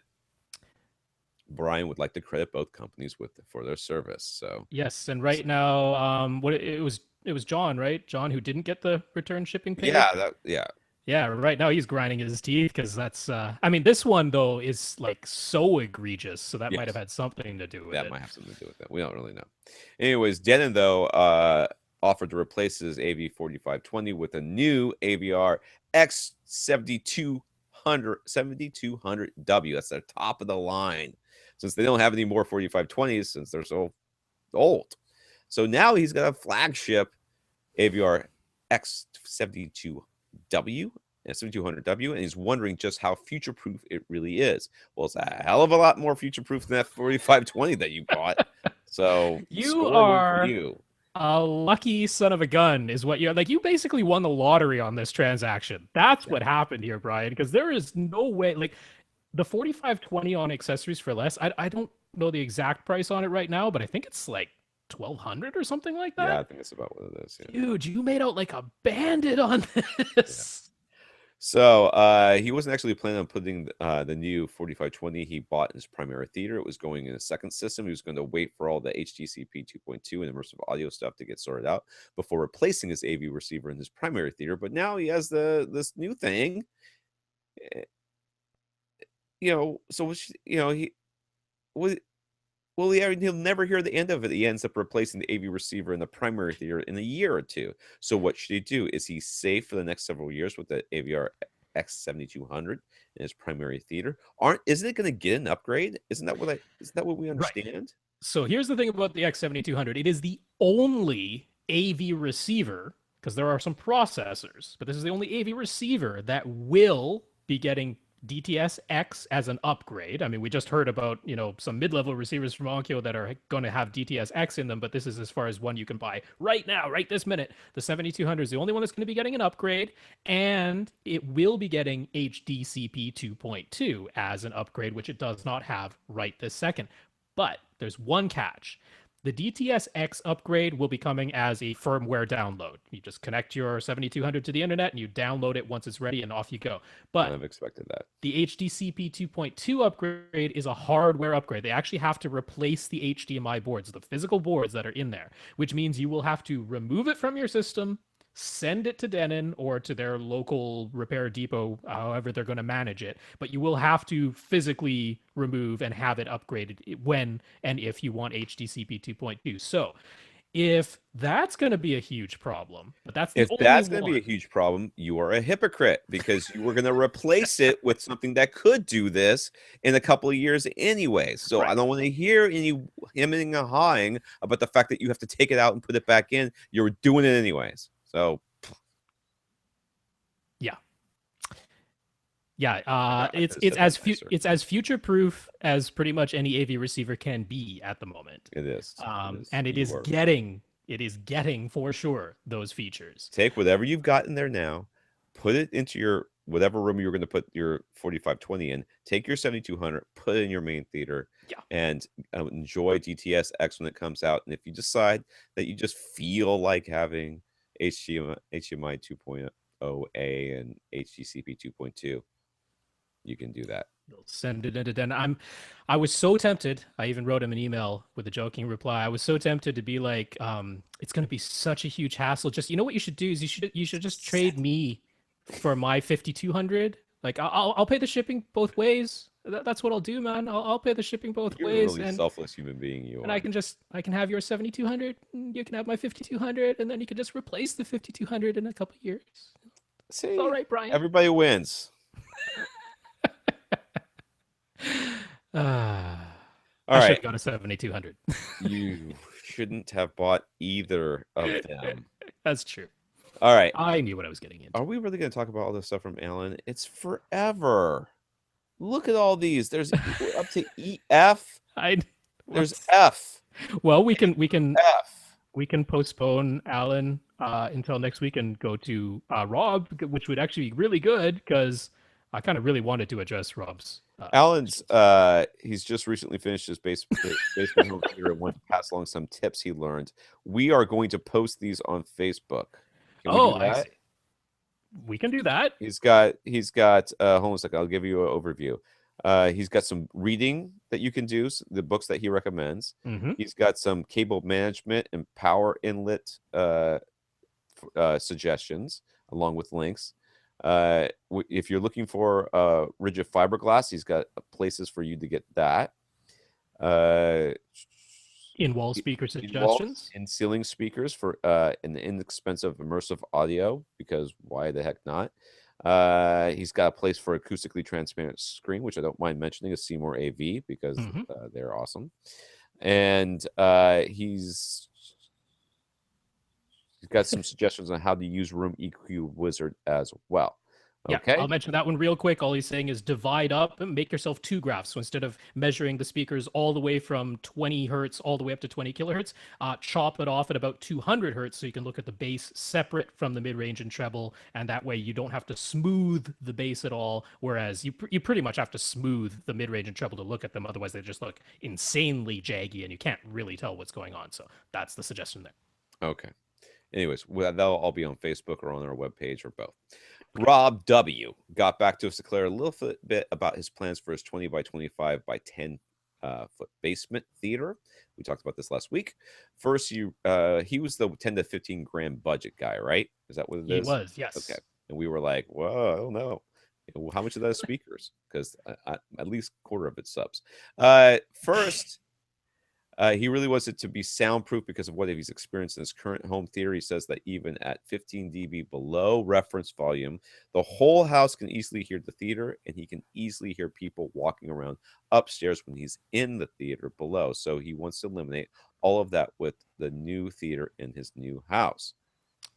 Yeah. So, So, he was also mentioning that like he's thinking about the what he should pre-wire for and thinking about the lighting and all kinds of things. So, yeah, maybe you can mention the next part and then we'll address some of all that right. The stuff. second part is the 10 to 15 grand budget that he gave us last week is actually specifically for home theater add-ons. In other words, those are additional funds on top of the basic construction to finish the entire basement. So he could already have regular framing, plumbing, electrical, HVAC, and flooring done, but then he'll have this extra 10 grand, 10 to 15 grand to spend on just home theater specific construction upgrades and equipment.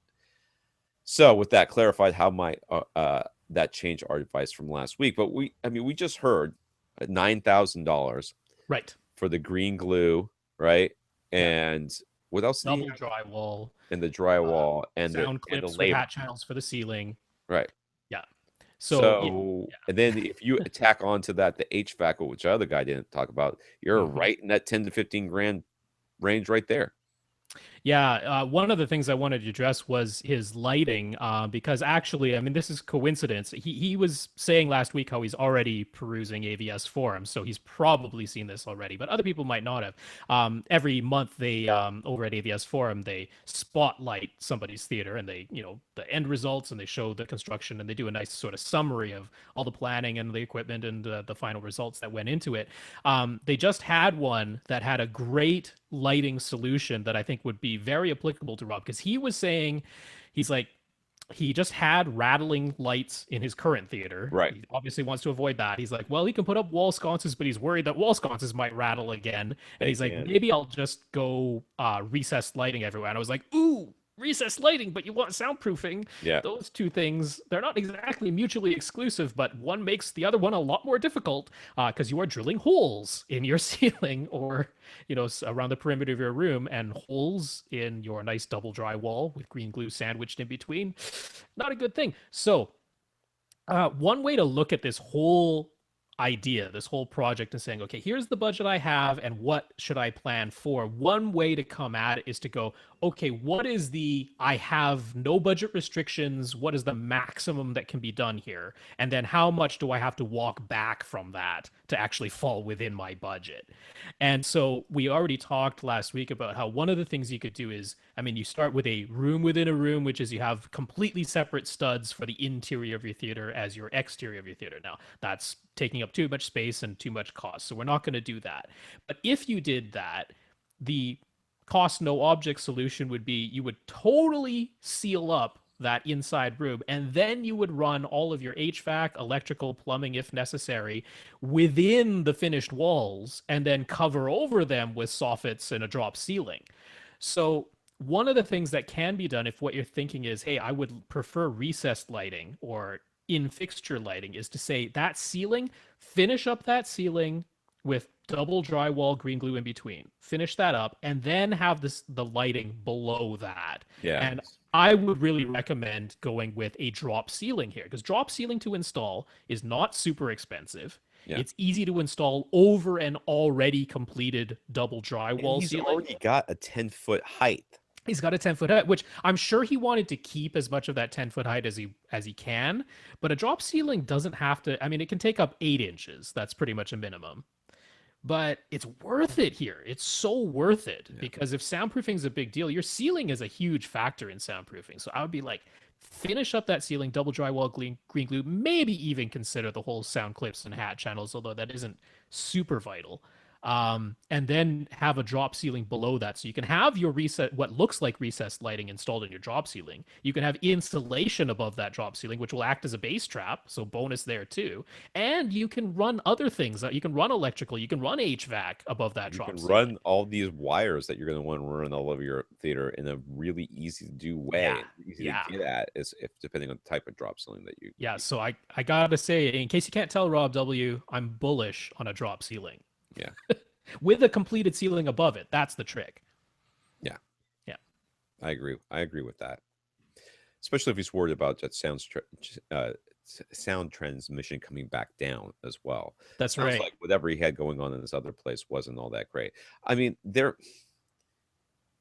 you know, it's kind of tough because you don't know what you're getting yourself into with this new house. It could very well be that because what I did in mine is all. I mean, I didn't worry about soundproof or anything. I don't have a special door. There's a big freaking gap at the bottom of my door. I don't have Mhm. anything there to stop that. I just shoved as much insulation into the wall that I moved as possible. That's what I did. That was my big thing. And my wife almost never complains. I Mhm. think in the 2.5 years we've lived here, she's come into this room twice to tell me to turn it down, Yeah. and that may have been the same night. I don't really remember. There was alcohol involved. So, Yeah. yeah, He had one other question in his email. yeah, I'm getting there. Uh, Well, also, I didn't put it in the oh, it's rundown not because here. No, okay, I'm yeah, getting that's what I to was going what to else mention. he said. Yeah, because he went and talked to his drywall guy and was like, "Hey, how much would it cost to put up a second layer?" Like he didn't mention the green glue thing to his drywall guy yet, but he's like, "How much does it cost to just throw on a second layer?" And I wasn't quite clear on the figure he gave. It didn't quite make sense because it was like $50, but $50 per what? So I wasn't sure what that meant. I don't think Per it's square $50 inch. total for the whole Yeah, room. Yeah.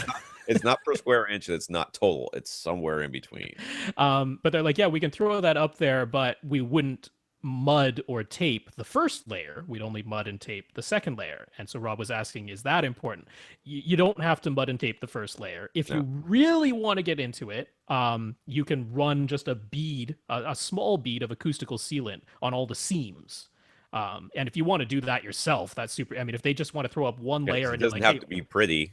yeah, and you're like, hey, overnight I'm gonna run a bead of acoustic caulk in all the seams between all the 4x8 sheets of drywall, and then you throw your second layer up. It's all like we said, it's all about just blocking any air gaps that you can. So that's about as far as you would need to go, and you don't even really need to do that. But yeah, that's as far as you need to go on that front.